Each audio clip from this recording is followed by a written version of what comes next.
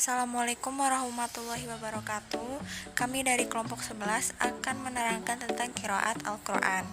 Di sini saya akan memperkenalkan anggota-anggota kelompok 11. Yang pertama ada Andara Rizky dan Nianingsi, NIM 2108 20493, dan yang kedua ada Novita Triswandani 2108 20494, dan yang ketiga ada Syifa Nurul Hasanah NIM 2108 20495, dan yang terakhir ada Agawat Rana Anindita NIM 2108 20497. Saya akan menjelaskan tentang qiraat Al-Quran.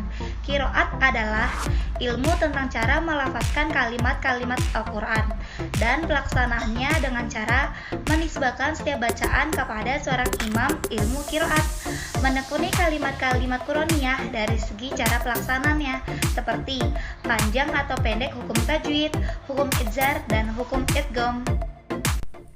Baik, di sini saya akan menjelaskan mengenai sejarah qiraat Islam. Luasnya wilayah Islam dan menyebarnya para sahabat dan tabi'in mengajarkan Al-Quran di berbagai kota menyebabkan timbulnya berbagai qiraat. Perbedaan pembacaan antara satu qiraat dengan yang lainnya bertambah besar pula, sehingga sebagian riwayatnya tidak bisa dipertanggungjawabkan.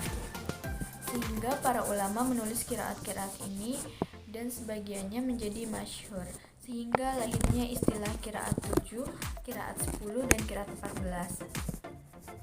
Adapun imam dan ahli qiraat yang dipercaya dan diikuti kebanyakan orang. Asyuti dalam kitabnya Al-Ihsan fi Ulum Al-Quran menjelaskan bahwa imam dan ahli qiraat itu tersebar ke semua penjuru pusat Islam, antara lain yaitu ada di Madinah, yaitu Abu Zafar Yazid ibnu Al-Kaka, Syaibah ibnu Nafsah. Di Mekkah ada Abdullah ibnu Katsir dan Humaid ibnu Khari Al-A'raj. Di Kufah ada Yahya ibnu Watsab, Ashim ibnu Abi An-Nujud. Dan di Basrah ada Abdullah ibnu Abi Ishaq, Isa ibnu Ali. Macam-macam qiraat Al-Quran. Yang pertama ada qiraat mutawatirah, yaitu qiraat yang diriwayatkan oleh sejumlah perawi pada setiap tingkatan sanad yang mustahil untuk berdusta. Yang kedua ada qiraat masyhurah, yaitu sanadnya syahih tetapi tidak sampai derajat mutawatir. Yang ketiga ada qiraat ahad, yaitu yang menyalahi mushaf Utsmani dan kaidah bahasa Arab.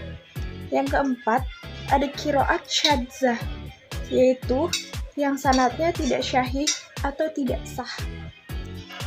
Saya akan menjelaskan tentang kriteria qiraat yang diterima.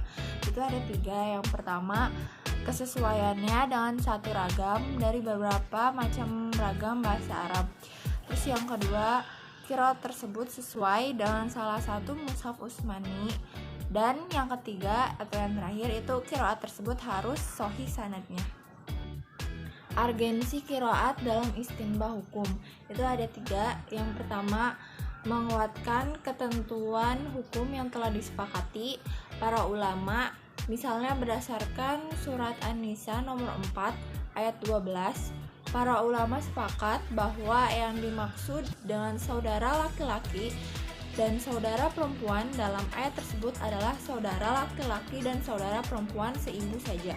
Terus yang kedua, menarik hukum yang diperselisih para ulama, misalnya dalam surat Al-Maidah nomor 5 ayat 89 disebutkan bahwa qiraat sumpah adalah berupa memerdekakan abid.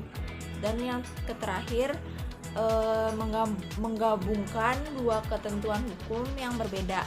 Misalnya dalam surat Al-Baqarah nomor 2 ayat 222. Sekian, terima kasih. Kurang lebihnya mohon maaf. Wassalamualaikum warahmatullahi wabarakatuh.